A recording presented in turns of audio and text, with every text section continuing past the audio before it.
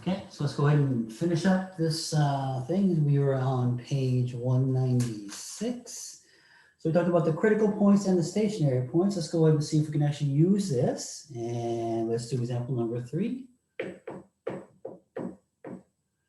Example number 3, find the absolute max and min values of f of x is equal to x to the 2/3 on the interval between -2 and 3.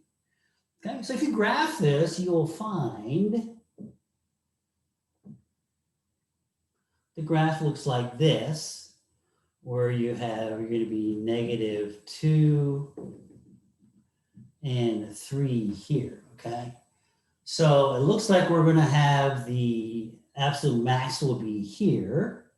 You're going to have a value here, and you're going to have a value here. So you're going to have, so first you want to find the critical points. So let's go see if we can find the critical points. So as you can see, graphically speaking, you can see that there is no stationary point, right? There's no point where the actual, the f prime is going to be equal to 0. We don't have any of those, right?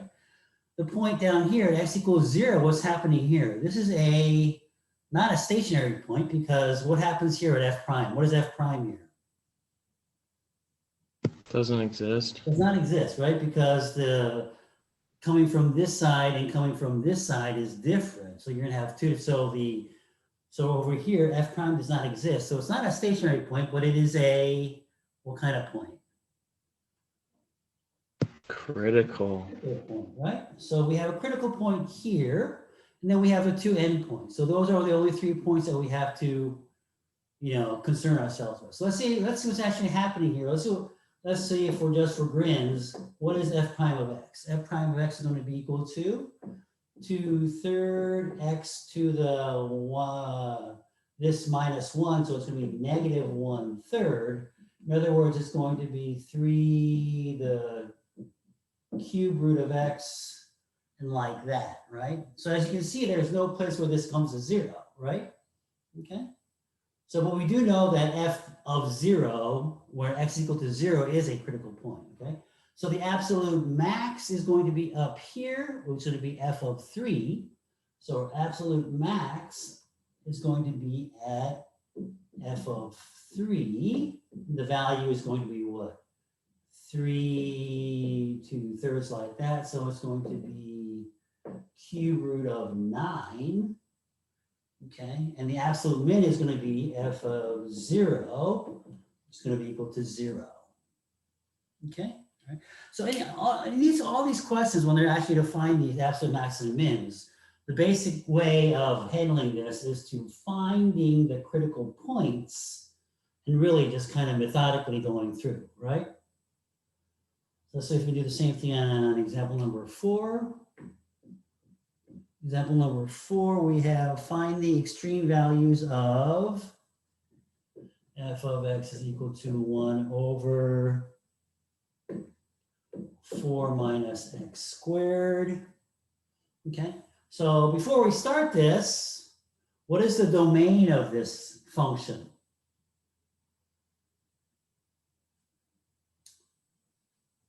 I have a implied domain in here, right? Because this has to be greater than 0, right? You can't have a negative value within the radical, so 4 minus x squared has to be greater than or equal to 0. X squared. So you're going to have this, right? You're going to have this kind of thing happening here, right? But actually, can it be 2 or -2? Can x be 2 or -2 here? No. It can't, because that makes this 0, right? That makes this 0. So actually, your implied domain, your domain is this. This is what your domain looks like here. Okay. All right. Which means what? Which means that the end points are not going to be an absolute max or min, right?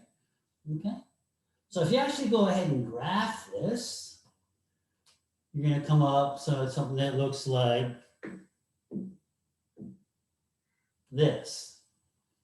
Okay, where these here, -2 and 2, are open dots here, -2 and 2, right? So it looks like we're going to have a critical point here, or this is actually going to be a stationary point too, right? So let's go and see what f prime is. So f prime of x is going to be equal to what? This is the same as 4 minus x squared to the negative 1/2, right? So I'm going to take the derivative of this. So negative 1/2, I'm going to get 4 minus x squared, negative 1 minus, so it's going to be negative 3/2, right? Am I done? Is that it? I have to do the chain rule here, right? So I have to take the derivative inside of here, right? So it's negative 2x, right? So the negative 2x there. So the negatives cancel out. The 2's cancel out. I'm going to end up with 4 minus x squared, 3/2. It's going to be underneath, right? Because it's a negative here. I'm going to put this on the denominator, and then I'm going to have an x left over here, x right here, okay? So if I set this equal to 0, when does this become 0? When x equal to 0, right? When x equal to 0. So we can see right here, this is where our critical point or stationary point happens, right? So we're going to have an absolute min at this point, where f of 0 at 0, what is it? What is it? What do I have? I'm going to have 1 minus square root of 4 minus 0, 1/2, right? So 1/2, my value, my absolute min here is going to be 1/2. So I have an absolute min only. I do not have an absolute max here. Okay, all right. So let's go to page 197. The bottom part, there's a paragraph that says that while a function's extrema can occur only at critical points and endpoints, not every critical point or endpoint signals the presence of an extreme value. Okay, all right. So be cautious when you look at these things, all right? Okay, so that's example number 4. Flip the page. Let's go to example number 5.